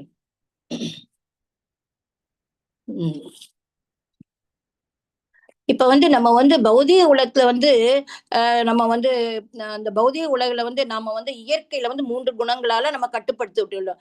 ஆனா நம்ம வந்து இப்ப என்ன செய்யலாம், இந்த இதுல இருந்து எப்படி விடுதலை அடையலாம் அப்படின்னா, பிரம்ம புருஷனான இத எல்லாமே வந்து பரமபுருஷ பகவானால படைக்கப்பட்டது. இந்த ஞானத்தை நம்ம அறியும் போது நம்ம வந்து பக்தியில செலுத்தி இந்த குணத்துல இருந்து விடுபட்டு நம்ம என்ன பண்ணணும், நல்லா ஒரு ஒரு இதுல சத்சங்கோட நம்ம சேரணும். அடுத்து நம்மளுடைய ஆச்சாரியர்கள் என்ன நமக்கு வழிகாட்டுதல் என்ன சொல்றாங்க, அதை பின்பற்றி நம்ம அவங்க சொல்ற வழிமுறையை பின்பற்றணும். அதுக்கப்புறம் நம்ம தினந்தோறும் காலையில ஜபம் பண்ணணும், ஹரே கிருஷ்ண மந்திரம் சொல்லணும், ஹரே கிருஷ்ண ஹரே கிருஷ்ண கிருஷ்ண கிருஷ்ண ஹரே ஹரே, ஹரே ராம ராம ராம ஹரே ஹரே அப்படின்னு சொல்லி நம்ம தினந்தோறும் அகப்பாடணும். பாகவதம் படிக்கணும், பகவத்கீதை படிக்கணும். 4 பேர் சொல்கின்ற தினம் காலையில நமக்கு கிளாஸ் எல்லாம் ஆரம்பிச்சிருது. நம்ம மாதாஜி மாரு பிரபுஜி மாருங்கெல்லாம் தினம் கிளாஸ் எடுக்கிறாங்க. டைம் கிடைக்கும் போதெல்லாம் அதுல போய் நீங்க போய் ஜாயின் பண்ணுங்க, கேளுங்க. உங்களால உட்கார்ந்து கேட்க முடியாட்ட வேலை இருக்குனாலும் அதை பச்சுட்டு ஸ்பீக்கர்ல போட்டுட்டு நீங்க அதெல்லாம் கேட்க கேட்க நம்மளோட மனம் வந்து ரொம்ப தூய்மை அடைந்து கிருஷ்ணர் உணர்வுல வந்து நம்ம போவோம். அப்ப இந்த பௌதிகத்துல இருந்து கொஞ்சம் கொஞ்சம் விடுபட்டு நம்ம வந்து கிருஷ்ணருடைய நிலையில போவோம். இதுதான் நம்ம வந்து 3 நிலைகளையும் கடந்து நம்ம சத்துவ குணம், அதாவது இதுக்கு வந்து சுத்த சத்துவம்னு சொல்லுவாங்க. வாசுதேவ நிலை, இறைவனுடைய நிலையை வந்து நம்ம வந்து அடைய முடியும். இதை நம்மளும் நம்ம லைஃப்ல நம்மளே டெஸ்ட் பண்ணி பார்த்துக்கலாம். நெக்ஸ்ட் பிரபுஜி. இதுக்கெல்லாம் தீர்வு என்னன்னாக்க, இப்ப நான் சொன்ன மாதிரி இப்ப நான் முதவே சொல்லிட்டேன் நம்ம எப்படி இருக்கணும் அப்படின்னு சொல்லி. இப்ப வந்து என்ன செய்யறோம்ட்டா, நம்ம வந்து இதுக்கு என்ன தீர்வு, நம்ம இருட்டுக்குள்ள கிடக்குறோம். இதனால நம்ம வந்து பந்தப்பட்டு கிடக்குறோம். இந்த பந்தத்துல இந்த இருளை விரட்டுவதற்கு இருளோட நம்ம சண்டை போடக்கூடாது. அதுக்கு நம்ம என்ன செய்யணும், விளக்கேற்றணும். அந்த இருள் வந்து மறைஞ்சு போயிடும்.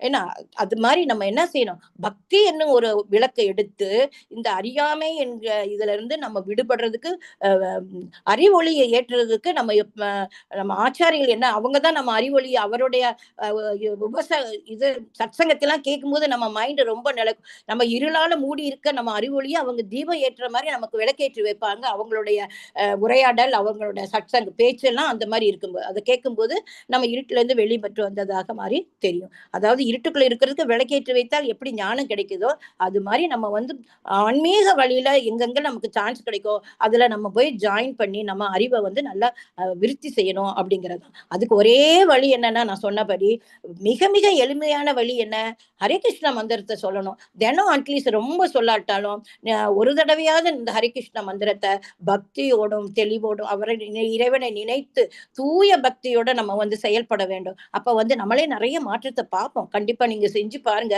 உங்களால உடனே பண்ண முடியல, 16 ரவுண்டு பண்ண முடியலையே அப்படிங்கிறதெல்லாம் ஏக்க வேண்டாம். ஒண்ணு சொன்னா கூட இறைவன் மேல பக்தி வச்சு, அது ஒரு நல்ல ஒரு கான்சன்ட்ரேட்டடா மனதுக்குள்ள இருத்தி, ஹரே கிருஷ்ண மந்திரத்த நம்ம சொல்லும்போது, இந்த இருள் என்ற இதுல இருந்து நம்ம வந்து விடுபட்டு வருவோம். இதான் தீர்வு. நமக்கு பக்தியோட தீர்வு இதுதான். ஹரே கிருஷ்ணா. அப்ப இந்த இதுல இருந்து வரும்போது நமக்கு வந்து வாழ்வியல்ல வந்து மாற்றங்கள் நமக்கு எப்படி எல்லாம் பண்ணுனா இந்த இதுல இருந்து நம்ம வரலாம் அப்படிங்கறது வந்து நம்ம வாழ்வியல்ல வந்து மாற்றத்தை கொண்டு வரணும். நம்ம வாழ்க்கையில இப்ப ஒரே இதுல போய்கிட்டு இருக்கோம். அந்த மாதிரி இல்லாம என்னென்ன பண்ணுனா நமக்கு இதுல இருந்து பக்தியோட நம்ம வாழ்வியல் முறையையும் நம்ம மாற்றிக்கணும். வந்து என்னன்னாக்க உணவு பற்றி உணவு நம்ம சாப்பிடுகிற உணவுல கூட பாவங்கள் நிறைந்ததும் இருக்குன்றது. ஏன்னா மிருகங்களை சுவைக்கிறதுக்கு நமக்கு நமக்கு பசி போக்குறதுக்கு இறைவன் என்னென்னமெல்லாம் கொடுத்திருக்காரு. நமக்கு சாத்வீக உணவு, தாவரங்கள், அதாவது காய், கறி, பழங்கள், பால் அப்படின்னு நிறைய கொடுத்துருக்காங்க. ஆனா நம்ம என்ன செய்யறோம்? வாய்க்கு ருசி வேணும்ட்டு ஒரு ஒரு ஜீவனை கொன்னு நம்ம சாப்பிடுறோம். சோ உணவு என்பது கூட நம்மளுடைய குணங்களை வந்து மாற்றக்கூடியது ஒன்று. அது எப்படின்னா நம்ம இந்த காய்கறி எல்லாம் பாக்குறோமா? உணவு சாத்வீக உணவை நம்ம உண்ணுதல் வேண்டும். அது என்ன செய்யும்? மனதை அமைதிப்படுத்தும். இப்ப சாத்வீக உணவு கூட நம்ம சாப்பிடும்போது நம்ம என்ன செய்யணும்? பகவானுக்கு படைக்கணும். அவருக்கு படைச்சோம்னா அது வந்து அது உணவா இல்லாம பிரசாதமா மாறிடும். இறைவனுக்கு படைச்சிட்டு தான் நம்ம சாப்பிடும்போது அது உணவு என்று இல்லாமல் பிரசாதமா மாறும். அந்த இறைவன் சாப்பிட்ட அந்த பிரசாதத்தை நம்ம சாப்பிடும்போது நம்ம வந்து எப்படி இருப்போம்? ஒரு ஒரு புத்திரரை பார்ப்போம். நம்மளுடைய பாவ விளைவில இருந்து நம்ம வந்து நீக்கப்படுவோம். அது கண்டிப்பா நம்ம உணர்வோம். நம்மலாம் அதுக்கு தெரியுது. எக்ஸ்பீரியன்ஸ் நான் பண்ணியிருக்கேன். எனக்கு அப்படி தெரியுது. சோ நம்ம என்ன செய்யணும்? அந்த உணவை வந்து பிரசாதமாக இறைவனுக்கு படைத்து அந்த உணவு உண்ணும்போது நம்மளுடைய இந்த குணங்கள் எல்லாம் வந்து மாறும். அடுத்து 2வது வந்து எப்படின்னா, நம்ம இப்ப நட்பு நிறைய வச்சிருக்கோம். நமக்கு நிறைய ஃப்ரெண்ட் சர்க்கிள் நிறைய இருக்கும். அந்த நட்புல இருந்து கூட நமக்கு வந்து பக்தி கிடைக்கும். தேவையில்லாம நம்ம வந்து பிரஜலாவோட அந்த பொதுமக்களோட சேர்ந்துக்கிட்டு தேவையில்லாம வம்பு தும்பெல்லாம் பேசினா அது இன்னும் கூட நம்மளை கொண்டு இந்த தம குணத்துலதான் தள்ளும். ஆனா அப்படி இருக்கக்கூடாது. நல்ல உறவோட ஆன்மீக உறவுல இருக்கிற சத்சங்கத்தோட நம்ம சேரணும். அவங்க அவங்க என்ன சொல்றாங்க? அவங்க கிட்ட இருந்து நல்ல இறைவனை பற்றி அவங்க எந்த நேரம் இப்ப நம்மளே பாக்குறோம். நம்ம இப்ப சேர்ந்ததுக்கு அப்புறம் பாருங்க நமக்கு எத்தனை நமக்கு சத்சங்க ஃப்ரெண்ட்ஸ் கிடைக்கிறாங்க. நம்ம பேசும்போது மத்த எந்த டாபிக்குமே பேச மாட்டோம். இது நம்ம வாழ்வியலே நம்ம பாக்குறோம் இல்லையா? நம்ம எப்படி இருந்தோம்? இது ஒவ்வொருத்தருக்கும் எக்ஸ்பீரியன்ஸ் கண்டிப்பா இருக்கும் இருக்கிறவங்களுக்கு. நம்ம வந்து எப்படி இருந்தோம்? இப்ப எப்படி இருக்கோம்? எந்த நேரம் பேசினா இப்ப நம்மளே நம்ம சத்சங்களோட பேசும்போது நீ எத்தனை ஜபம் பண்ணுன? நீ இன்னைக்கு என்ன படிச்ச? இத போய் கேட்டியா? இந்த கிளாஸ் ஜாயின் பண்ணியா? அந்த கிளாஸ் ஜாயின் பண்ணு. அப்ப எப்படி நம்ம வாழ்வியல நம்ம எப்படி இருந்தோம்? இப்ப எப்படி இருக்கிறோங்கிறத நம்ம தெரிஞ்சுக்கணும். சோ நம்ம வந்து நம்ம உறவு வைப்பதும் நல்லவர்களோட நல்ல தீய பழக்கங்களோட இல்லாம அவங்க கிட்ட இருந்து விலகி ஆன்மீக வழியில யாராரு இருக்கிறார்களோ அவர்களோடு தொடர்பு கொண்டு நம்மளுடைய எண்ணங்களை இந்த 3 குணங்கள்ல இருந்து மாற்றுறதுக்கு நம்ம ஒரு சுத்த சத்துவத்துக்கு போறதுக்கு நம்முடைய நட்பும் ஒரு காரணமாக இருக்கிறது. இன்னொன்னு வந்து டைம். இப்பதான் நம்ம கொஞ்ச நேரத்துக்கு முன்னாடி படிச்சோம். நேரம், பிரம்ம முகூர்த்த நேரம். அது சூப்பரா இருக்கும். நீங்க எந்திரிச்சு பாருங்க. செம அட்டகாசமா இருக்கும். இப்படி காலையில அந்த 3 மணிக்கு எந்திரிங்க. அன்னைக்கு த்ரூ அவுட் டே பூரா நமக்கு அப்படியே அப்படியே பிரகாசமா இருப்போம். நம்ம மூஞ்சியே அவ்வளவு ஒரு பிரகாசம் தேஜஸ் அந்த இறைவனோட இது மாதிரி அவரோட ஒப்பிடல. பட் சொல்றேன் கம்பேர் பண்ணு. நம்ம வந்து அன்னைக்கு நம்மளோட முகத்திலேயே தெரியும். கேட்பாங்க. என்ன இன்னைக்கு உன் முகம் இவ்வளவு பிரகாசமா இருக்குது? ஏன் அப்படி இருக்கு? முகம் ஏன் பிரகாசமா இருக்குன்னா நம்ம காலையில எந்திரிச்சு நம்ம இதுல இப்ப இஸ்கான் டெம்பிள் இருந்து தினம் ஆரத்தி நடக்குது. டெம்பிள் ஆரத்தி நடக்குது. எல்லாரும் போய் ஜாயின் பண்ணி அந்த அவரோட காலையில எந்திரிச்சு நமக்கு சுப்ரபாதம் போட்டு கேட்கறதுக்கு நேரம் இல்லைன்னா இந்த ஆலயத்துல நம்ம இஸ்கான் டெம்பிள் பெங்களூர்ல தினம் ஆரத்தி நடக்குது. அதை பார்க்கும்போது இறைவனையே நேரடியா பார்த்த மாதிரி இருக்கு. அந்த காட்சியெல்லாம் கண்கொள்ளாச்ச காட்சி. அந்த ஒரு அவங்க ஒரு 1/2 மணி நேரம் 3/4 மணி நேரம் நம்மளோட மைண்ட் எங்க போகுது? இறைவன் பக்தியில தான் போகுது. வேற எதையும் நினைக்க தோணாது. அந்த அவருடைய அழகு அவங்க என்ன இருக்குது? இதுதான் நம்ம பார்த்து அனுபவிக்க கூடியது. அடுத்து இந்த பிரம்மமுத்துல அப்புறம் இன்னும் நமக்கு நிறைய நம்ம இஸ்கான்ல இருந்து நிறைய ஆரம்பிச்சிருக்காங்க. சாண்டிங் வந்து 3 மணிக்கே ஆரம்பிச்சிடுறாங்க. உங்களுக்கு அதுக்காக 3 மணிக்கெல்லாம் எந்திரிச்சு வாங்கலாம் சொல்லல. நீங்க முழிச்சீங்களா? சீக்கிரம் எந்திரிச்சிங்களா? ஏன்னா 4:30 வரைக்கும் 3ல இருந்து 4:30 வரைக்கும் நம்ம இதுல வந்து சாட்டிங் வந்து எல்லாரும் படிக்கிறாங்க வர்றாங்க. இப்போ டிவோட்டிஸ் எல்லாருமே வராங்க. அதுக்கப்புறம் மங்கள ஆரத்தி ஆரம்பிச்சதுனால அங்க இருந்து அப்புறம் மங்கள ஆரத்தி இப்படி இந்த பிரம்ம நேரத்தை பிரம்ம முகூர்த்தத்துல நம்ம நல்ல வழியில நம்ம போறதுனால நம்ம சத்துவ குணம் அதாவது சத்துவ குணம் நம்ம நினைக்கிறது நல்லா நடக்கும். அதுக்காக நினைக்கிறது நடக்கும். நம்ம எந்திரிக்க கூடாது. இறைவ பக்தியில அந்த நேரம் நம்ம மைண்ட் வந்து இறைவனைத்தான் ரொம்ப தேடும். இறைவன் கிட்டதான் நம்மளை கொண்டு கனெக்டட் பண்ணும். அது அந்த மாதிரி இந்த இதுல காலையில சீக்கிரம் எந்திரிச்சு நம்ம இறை பக்தியில இருக்க சத் சங்கத்தோட கூடலாம் 5 மணி 5:15 பாகவதம் ஆரம்பிச்சிருது. அடுத்து அடுத்து அடுத்து அடுத்து நமக்கு இடைவிடாத நமக்கு கிடைக்கிறதுக்கு நிறைய சான்ஸ் நமக்கு டெம்பிள் இந்த என்என்டி பிரபுஜி கொடுத்துருக்காங்க. இதெல்லாம் ஃப்ரீயா கிடைக்குது. இதெல்லாம் நம்ம நம்ம இதுல எல்லாம் ஜாயின் பண்ணி நம்ம இதெல்லாம் இருக்கும்போது நம்மளுடைய வாழ்வியல் மாற்றங்கள் கண்டிப்பா வரும். நான் கண்டிப்பா வருங்கிறது நான் கேரண்டியே சொல்றேன். இது என்னோட சொந்த அனுபவத்தையும் கூட சொல்றேன். இது நமக்கு ஒரு நம்மளுடைய டெஸ்ட், ஆன்மீக டெஸ்ட். ஹரி கிருஷ்ண பிரபுஜி. அப்புறம் இப்ப நம்ம பக்தி தொடங்குறோம். பக்தி செய்யும்போது நம்ம தொடக்கத்துல நமக்கு கஷ்டமா தான் இருக்கும். என்ன பண்ணுவோம், உடனே நம்ம பக்தி தொடங்கின உடனே நம்ம ரொம்ப பெரிய பக்தி டிவோட்டி எல்லாம் மாற மாட்டோம். ஏன்னா நம்ம அதுக்கு என்ன செய்யணும், அது விடாமுயற்சியோட ஒரு ஸ்டெடியோட மன உறுதியோட பக்திங்கிறது நமக்கு இன்னைக்கு பண்ணணும்னே நமக்கு உடனே பக்தி கிடைச்சிடும் இல்ல. நம்ம அதுல இன்வால்வ் ஆகி நம்ம ரொம்ப இது பண்ணி படிப்படியா தான் முன்னேற்றம் அடையும். அது அப்ப என்ன ஆகணும், இதுக்கு கொஞ்சம் காலம் எடுக்கும். கொஞ்சம் டைம் ஆகும். ஆனா நமக்கு கொஞ்சம் கொஞ்சமே நம்ம உணர்வோம். நம்ம எப்படி நம்மளுடைய மனநிலை எப்படி மாறுறோம் அப்படிங்கிறது நமக்கே ஜட்ஜ்மெண்ட் நம்மளே கண்டிப்பா பண்ணலாம். அதுக்கு ஒரு உதாரணம் ஒரு மின் விசிறி. நேத்தே நான் உங்ககிட்ட இந்த இது சொன்னேன்னு நினைக்கிறேன். எப்படி நமக்கு இதா இருக்கும். இந்த பக்தி பத்தி சொல்லும்போது இந்த இந்த இதை நான் உங்களுக்கு சொல்லியிருக்கிறேன்னு நினைக்கிறேன். இந்த ஒரு மின் விசிறியை நம்ம போடுறோம். சுவிட்ச் நல்லா கிருகிரு சுத்திக்கிட்டு இருக்குது. நீங்க சுவிட்ச் ஆஃப் பண்றீங்க. உடனேவும் அந்த ஃபேன் நீங்க வீட்டுல கூட பாருங்க. நீங்களும் உணர்ந்திருப்பீங்க. அது அப்படி கொஞ்ச நேரம் வரைக்கும் இப்படியே தான் சுத்திக்கிட்டே slowly slowly slowly slowly slowly ஆகி கடைசியில தான் அது நிற்கும். அது வரைக்கும் கொஞ்சம் மெதுவா மெதுவா தான் சுழண்டுகிட்டே தான் இருக்கும் கொஞ்ச நேரம் வரைக்கும்.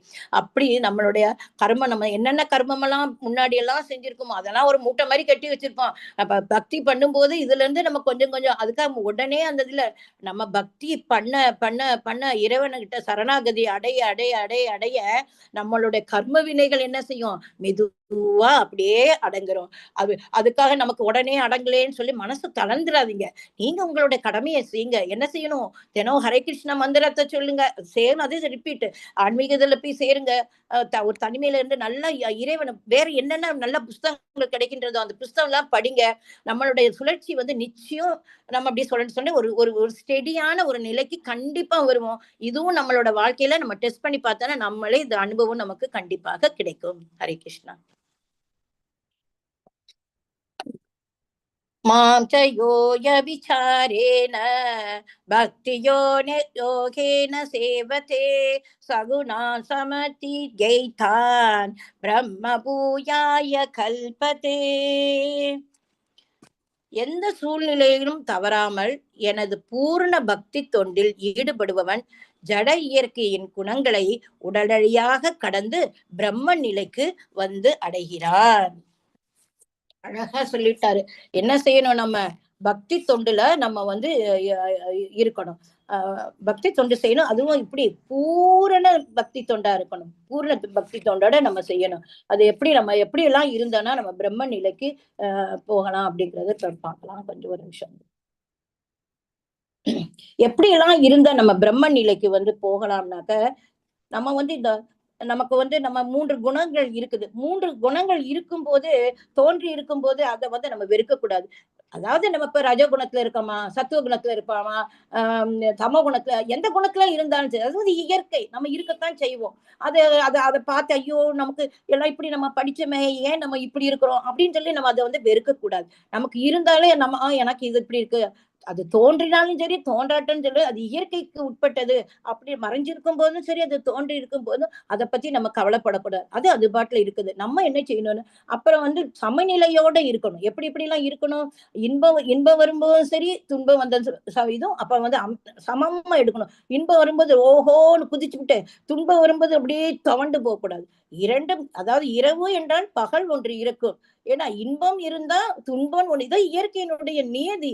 சோ அதை நம்ம எப்பயுமே சமநிலையில பார்க்கணும். அதுக்காக நம்ம இது பண்ணக்கூடாது. அதே மாதிரி ஒரு நண்பன் இருந்தாலும் சரி, எதிரி இருந்தாலும் சரி, அப்ப நண்பனுக்கு ஒரு ஒரு ட்ரீட்டும், எதிரி அவனுக்கு ஒரு ட்ரீட்டும், அங்கேயும் அப்படி செய்யக்கூடாது.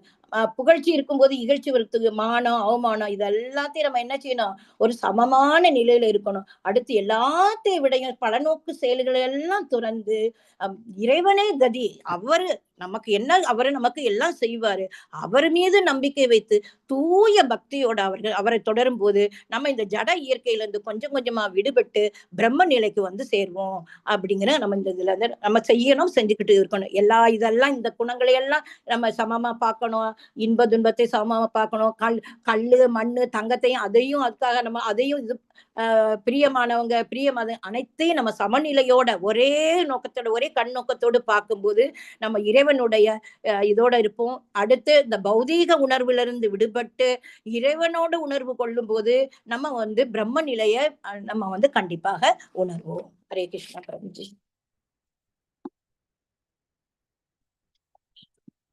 இதுதான் நம்ம விடுதலை நோக்கி போய்கிட்டு இருக்கிறோம். மாம்சயோ யபிபிசாரணே பக்தி யோகே சேவதே அப்படின்னு இறைவன் வந்து சொல்ற. அதுதான் இப்ப நான் சொன்னேன். எப்படி எப்படி இந்த 3 குணங்கள்ல இருந்து நான் முன்னாடி இது ஸ்லைடு காட்டுறதுக்கு முன்னாடி நான் உங்களுக்கு சொல்லிட்டேன். எல்லாத்தையும் சமநிலையில பாதிக்கணும். இன்பம் வந்தாலும் துன்பம் வந்தாலும் சமநிலையில இருக்கணும். நமக்கு அந்த 3 குணங்கள் தோன்றும் போது ஐயோ வெறுக்கக்கூடாது, தோன்றலே என்ற ஒரு ஏக்கமும் இருக்கக்கூடாது. அது அது அது வேலையை செய்தா இருக்குது அப்படின்ட்டு நம்ம அதையும் அதெல்லாம் பொருட்படுத்தாம போகணும்.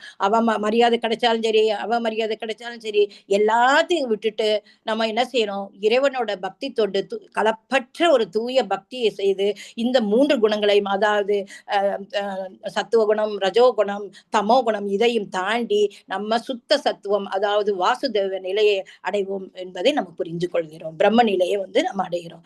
அதாவது நம்ம காய்ச்சலை நிறுத்தணும், எப்படி இருக்கணும், சுவிட்ச் ஆஃப் பண்ணிருக்க காய்ச்சலுக்கு இன்றே தொடங்குங்கள் எப்படி இருக்கணும் அப்படிங்கறது நம்ம ஏற்கனவே படிச்சிருக்கோம். ஓடி ஓடி உழைக்க வேண்டாம் அப்படின்னு சொல்லி. சோ அந்த காய்ச்சலை நிப்பாட்டிட்டு நம்ம வந்து கூலான மன அமைதி சுத்த சத்துவத்துல நம்ம வந்து ஃபாலோ பண்ணணும். அதுக்கு நம்ம என்ன பண்ணணும், சுத்த சத்துவத்தை அடையிறதுக்கு மீண்டும் மீண்டும் நான் இதை தான் சொல்லுவேன், ஈஸியான முறை ஹரே கிருஷ்ணா கிருஷ்ண கிருஷ்ணா ஹரே ஹரே, ஹரே ராம ராம ராம ஹரே. அந்த நாமத்தை அதுதான் ரொம்ப ஈஸியட்டு வந்து ரொம்ப அதுதான். நம்ம வேலை செய்யும் போது நின்றுட்டு கூட அவரை பத்தி சொல்லிக்கிட்டே இருக்கலாம். இதுக்கு ஒரு நேர காலம் இந்த இடம் அந்த இடம் எல்லாம் கிடையாது.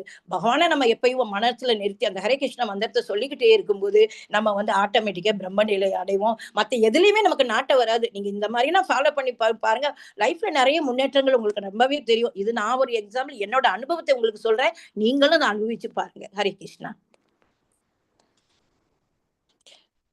இப்ப வந்து நம்ம பஞ்சதத்துவ மகா மந்திரத்தை சொல்றோம். நம்ம வந்து எப்பயுமே வந்து அந்த ஹரே கிருஷ்ண மந்திரத்தை சொல்லுவதற்கு முன்னாடி இந்த ஜெய் ஸ்ரீ கிருஷ்ண சைத்தன்யா பிரபு நித்யானந்த ஸ்ரீ அத்வைத கதாதார ஸ்ரீ வாசாதி கௌரவ பக்த விருந்த இந்த மந்திரத்தை சொல்லிட்டு நம்ம ஹரே கிருஷ்ண மந்திரம் சொல்லும்போது எப்பயாவது நம்ம அஃபென்ஸ் பண்ணும்போது தப்பு பண்ணும்போது இவங்களோட ஆசீர்வாதத்துல அந்த தப்பு நீங்கும். சோ நீங்க ஒவ்வொரு ஒரு மாலை பண்ணிட்டு தொடங்கும் போதெல்லாம் இந்த பஞ்சதத்துவ மகா மந்திரத்தை கண்டிப்பா நம்ம சொல்லணும். தினமும் நம்ம வாழ்க்கையில மகாமந்திரத்தை தினம் நம்ம யூஸ் பண்ணி நமக்கு அழகா நிறைய ஒரு சந்தர்ப்பங்கள்லாம் நமக்கு கோயில்ல கொடுத்திருக்காங்க. அதெல்லாம் நம்ம பின்பற்றி ஆன்மீக வாழ்க்கையில நம்ம முன்னேற வேண்டும் என்று ஹரே கிருஷ்ணா கிருஷ்ண கிருஷ்ண ஹரே ஹரே, ஹரே ராம ராம ராமா ஹரே நம்ம சொல்லி நம்ம இந்த மோஸ்ட்லி இந்த சாப்டர் முடிஞ்சிருச்சுன்னு நினைக்கிறேன். பிரபுஜி ஸ்கிரீன் சார் இந்த பிரபுஜி. ஹரே கிருஷ்ணா.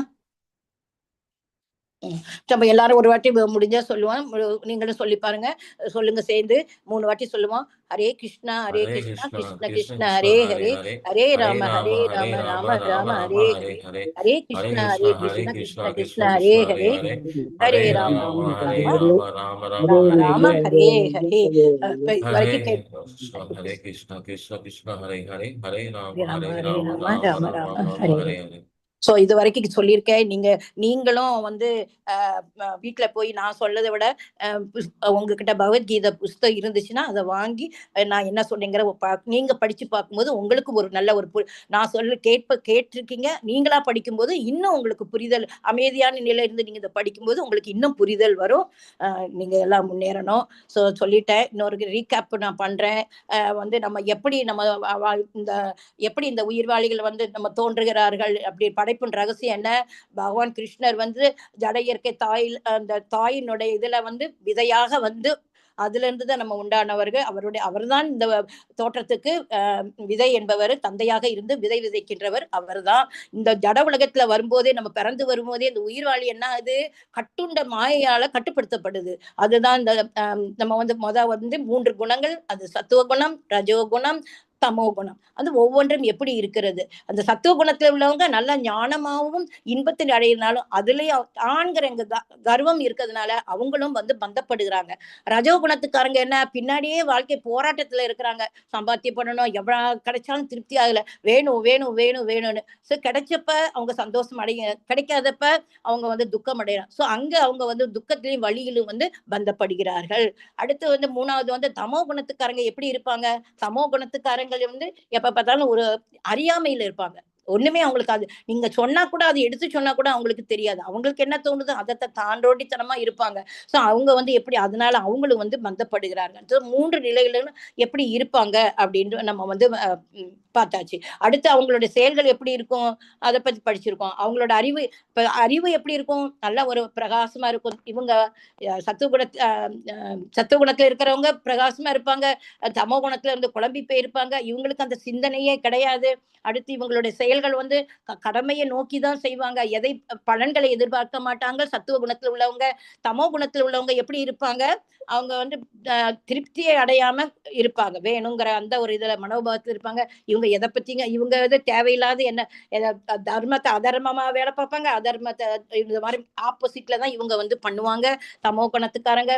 அப்புறம் மரணத்திற்கு பின் அவங்களுடைய எப்படி போவாங்க, சத்துவ குணத்துக்காரங்க மேல் உலகத்துக்கு போவாங்க. ரஜோ குணத்தில் உள்ளவர்கள் மீண்டும் இந்த இந்த பூமியில் மீண்டும் பிறப்பார்கள். தமோ குணத்தில் உள்ளவர்கள் விலங்காக பிறக்கலாம், இல்லாட்டி நரகலோகம் போகலாம். அவங்க இறந்த பிறகு எப்படி இருப்பாங்க, அவங்களோட சூழ்நிலை எப்படி இருக்கும், அவங்களோட சுபாவத்திற்கும் அவங்களோட விருப்பு இருப்புக்கும் ஏற்றபடி அவங்கள வந்து வேற ஒரு உடல்ல வந்து அடைவாங்க. இப்படி எல்லாமே படிச்சாச்சு. சோ நம்ம வந்து நம்ம இந்த 3 குணங்கள்ல இருந்து விடுவதற்கு நம்மளுடைய உணவு முறை, உணவு மாற்றத்திலிருந்து நம்மளுடைய குணங்களை மாற்றிக்கொள்ளலாம். அடுத்து நம்மளுடைய நட்புகள் எப்படி இருக்கின்றோ அதுபடி அதனால நம்ம என்ன செய்யணும், நட்பு வந்து தீய நட்போட இருக்காம ஒரு நல்ல குணங்களோட, அதுக்கு யாரு கிடைப்பாங்கன்னா நம்ம இந்த சத்சங்கத்துல, இந்த ஆன்மீக குணத்துல அவங்களோட நம்ம தொடர்பு வைத்து கிடைக்கும் போது எந்த நேரம் இறைவனை பற்றி பேசிக்கொண்டே இருப்போம். அதனால நம்ம ஞானம் தெளிவு பெறும், பிரகாசம் அடையும். இந்த மாதிரி எல்லாம் அவங்களோட சேர்ந்து இருக்கணும். அடுத்து இன்னொன்னு முக்கியமானது, பிரம்ம நேரத்துல எல்லாரும் எந்திரிங்க. அது வந்து முத எந்திரிக்கும் போது ரொம்ப கஷ்டமா தான் இருக்கும். எந்திரிச்சு பழகிருங்க. அதுக்கப்புறம் லேட்டா இருந்துச்சு உங்களுக்கே பிடிக்காது. அதனால பிரம்ம நேரத்துல எந்திரிச்சிட்டு சும்மா அப்படியே உட்காந்துட்டு இருக்காம, நம்ம கோயில்ல எல்லாம் நமக்கு ஆரத்தி காட்டுறாங்க, நமக்கு சாண்டிங் கிளாஸ் எல்லாம் வச்சிருக்காங்க. அதுல எல்லாம் ஜாயின் போய் நம்ம ஞானத்தை வந்து விருத்தி பண்ண பண்ண பண்ண எப்படி ஞானத்தை விருத்தி பண்றோமோ அப்படி அவங்க வந்து இறைவனோட கிருஷ்ண உணர்வுல போவாங்க. இதுதான் நம்மளுடைய இன்றைய இது. சோ எல்லாரும் நம்ம இந்த வழியை பின்பற்றி, ஆச்சாரியோட வழிமுறையை பின்பற்றுங்கள், வேத சாஸ்திரங்களை படிங்க, ஹரே கிருஷ்ண மந்திரத்தை கண்டிப்பா நீங்க பண்ணுங்க.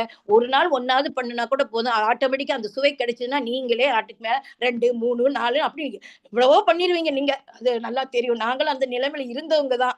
இப்ப நாங்க வந்து இன்னைக்கு 20 வரைக்கும் பண்றோங்க. நேரம் கிடைக்கும் போது ஏகாசத்துல 60, 30 கூட நாங்க கூட தான் பண்ணிக்கிட்டே நாங்க இருக்கிறோம். சோ அதனோட அனுபவம் நீங்க பண்ணும்போதுதான் உங்களுக்கு கிடைக்கும். சோ இன்றைய சாப்டர் வந்து இதுதான். நாளைக்கு வேற புருஷோத்தம யோகங்கிறத பத்தி படிப்போம். இப்ப நான் வந்து இதை கிளாஸ் முடிக்கிறதுக்கு ஒரு ப்ரேயர் பண்ணிக்கிறேன். வாஞ்சகல்ப தருப்பியஸ்ச கிருபா சிந்து ஏவச்ச பதிதானாம் பாவ நேபியோ வைஷ்ணவேபியோ நமோ நமக. அனந்த கோடி விஷ்ணு விருந்தைக்கு ஜெய். எல்லாரும் சொல்லுங்க. அனந்த கோடி பக்த விருந்தைக்கு ஜெய். ஸ்ரீல பிரபுபாதாக்கு ஜெய். ராமாச்சாரிய ஹரிதாஸ் தாகூர் की जय। हरे कृष्ण महामंत्र की जय। श्री चैतन्य महाप्रभु की जय। भगवत गीता और भगवत ग्रंथों की जय। श्री श्री राधा गोविंदा की जय। अयोध्या श्री राम लल्ला की जय। और प्रेमानंदा की हरि बोल हरि बोल हरि हरि बोल हरि बोल। பக்தர்களே, நீங்க உடனே இந்த குயிஸுக்கெல்லாம் நீங்க இது பண்ணுங்க. இப்ப நான் இந்த குயிஸ்ல உங்ககிட்ட கேட்கிறேன், நீங்க ஏதாவது இன்னைக்கு சொல்றீங்களா?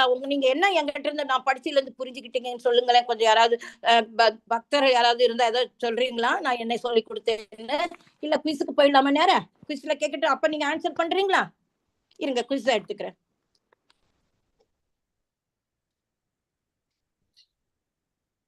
இப்ப நான் கேட்கிறேன், ஒவ்வொரு கேள்வியா கேட்கிறேன். அதுக்கு நீங்க கொஞ்சம் பதில் சொல்லுங்க. இயற்கையின் 3 முறை. ஜட உலகில் உயிர்கள் எப்படி சிக்கிக் கொள்கின்றன? இயற்கையின் முறைகளுடன் தொடர்பு, இல்லாட்டி அரசியல் முறைகளுடன் தொடர்பு, சமூகத்தின் முறைகளுடன் தொடர்பு, சுற்றுச்சூழல் தொடர்பு. இதுல எதோட தொடர்பு கொள்றாங்க ஜட உயிர்கள்? அது உங்களுக்கு இல்லாதனால உங்களுக்கு சொல்ல தெரியல. நான் உங்களுக்கு சொல்றேன். ஏன்னா நீங்க கொஸ்டின் நீங்க அங்க பண்ணும்போது உங்களுக்கு, ஏன்னா கொஸ்டின் நான் வாசிக்கிறதுனால உடனே உங்களால புரிஞ்சிக்க முடியலன்னு நினைக்கிறேன். ஸோ நம்ம வந்து ஜட இயற்கை முறைகளோட தான் நம்ம தொடர்பு கொள்றோம். மற்றதுல அரசியல் கூட நம்ம தொடர்பு இல்லை நமக்கு. ஸோ அதை நல்லா ஞாபகம் வச்சுக்கோங்க.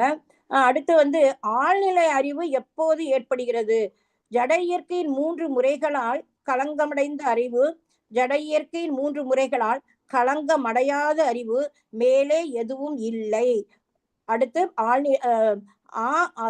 இரண்டும் அப்படின்னு. ஸோ நமக்கு கரெக்ட் ஆன்சர் வந்து ஜட இயற்கையின் 3 முறைகளால் களங்கமடையாத அறிவுங்கிறதா ஆன்சர். அடுத்து வந்து 3வது வந்து இது சொல்றாரு. 3வது வசன, பிரபுபாத எந்த ஊமையை தெரிகிறார்? எறும்பு அரிசி குவியல்களில் முட்டைகள் இடுகிறது, சில சமயங்களில் எறும்பு அரிசியிலிருந்து பிறக்கிறது என்று. நான் இந்த இதை கொஞ்சம் உங்களுக்கு விட்டு இந்த இதை நான் உங்களுக்கு சொல்ல மறந்துட்டேன். தேள் தனது முட்டைகளை அரிசி குவியலில் இருந்து இடுகிறது, சில சமயங்கள் தேள் அரிசியிலிருந்து பிறக்கிறது என்று கூறப்படுகிறது. இதுக்கு என்ன அர்த்தம்னா வந்து தேள் வந்து அரிசியில போய் முட்டை இட்டுறது, அதனால அங்க வந்து அந்த உயிர்வாளிகள் பிறக்குது. வெறுமனே அரிசியில வந்து தேள் பிறக்கல, அந்த அந்த தாயான தேள் வந்து அங்க முட்டை இடுறதுனாலதான் அந்த அந்த அங்க வந்து தேள் குஞ்சுகள் வந்து பிறக்கிறது ஆன்சர். அடுத்து வச்சுக்கிறேன். உயிர்வாளிகள் எதன் கலவையாகும்? ஜட இயற்கை, ஆன்மீக இயற்கை, இரண்டும். மேலே எதுவும் இல்லை. அப்படிங்கும்போது இந்த உயிர்வாளிகள் வந்து ஜட இயற்கை, ஆன்மீக இயற்கை சேர்க்கும் போதுதான் அது வந்து இரண்டும் சேர்ந்துதான் கலவை. ஜட இயற்கை முன்னேற்ற உணர்வு யாருக்கு இருக்கும்? சத்துவ குணத்தில் உள்ள மனிதன், ரஜோ குணத்தில் உள்ள மனிதன், தமோ குணத்தில் உள்ள மனிதன், மேலே உள்ள அனைத்தும். அப்ப இது நம்ம வந்து 3 பேருமே நம்ம வந்து முன்னேற்றத்துக்கு நம்ம வந்து செல்லலாங்கிறதா என்னோட ஒரு இது பார்க்கலாம். அடுத்து வந்து ரஜோகுணத்தின் கவர்ச்சி எதனால் வகைப்படுத்தப்படுகிறது? நான் ஏற்கனவே சொல்லியிருக்கேன், ஆணும் பெண்ணும், இயற்கை மற்றும் வானம், பெருங்கடல், பூமி, சந்திரன் மற்றும் சூரியன். ஒரு ஆண் பெண்ணு கவர்ச்சி இருக்கும் போதுதான் அது ரஜோகுணத்தால ஏற்றுக்கொள்ளப்படுகிறது, வகையை சேர்ந்தது. ஆணும் பெண்ணும் சேர்ந்து இருக்கிறது தான் ரஜோகுணத்தன்மை.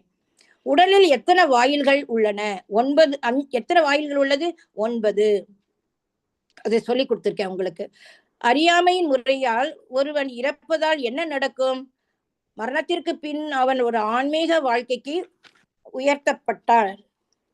அடுத்து வந்து அறியாமையின் முறையால் ஒருவன் இறப்பதால் என்ன நடக்கும்? அவரது மரணத்திற்கு பிறகு அவர் ஒரு ஆன்மீக வாழ்க்கையை உயர்த்தப்பட்டார். அவரது மரணத்திற்கு பின் மீண்டும் மனித வடிவில் பிறக்கிறார். அவரது மரணத்திற்கு பிறகு அவர் வாழ்க்கையில் ஒரு விலங்கு வடிவத்தில் தாழ்த்தப்படுகிறார். அவரது மரணத்திற்கு பிறகு அவர் ஒரு பரலோக வாழ்க்கை உயர்த்தப்படுகிறார். எது கரெக்ட் ஆன்சர்னா, அந்த தமோ குணத்துல உள்ளவங்க எங்க போவாங்க? இறப்புக்கு பெண்மை விலங்கு வடிவில தான் பிறக்கிறாங்க. எல்லா வகையான விலங்குகளையும் கொள்வதில் மிகவும் கொடியது எது?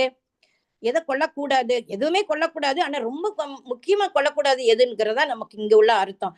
சிங்கம், பசு, கழுகு, பாம்பு. இதுல வந்து பசுவைத்தான் நம்ம கொல்லக்கூடாது, அதுதான் மெயினானது.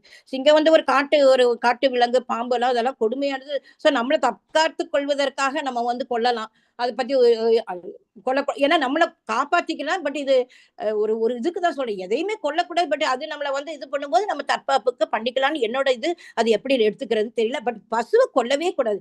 ஏன்னா அது வந்து நமக்கு நன்மை கொடுக்குது, நமக்கு உணவு கொடுக்குது, பால் கொடுக்குது, தயிர் கொடுக்குது, எல்லாம் கொடுக்குது. அதை நமக்கு நன்மை செய்து அவ்வளவு அது ஒரு மென்மையான ஒரு இது. அதனால பசுவை மட்டும் கொல்லவே கூடாது.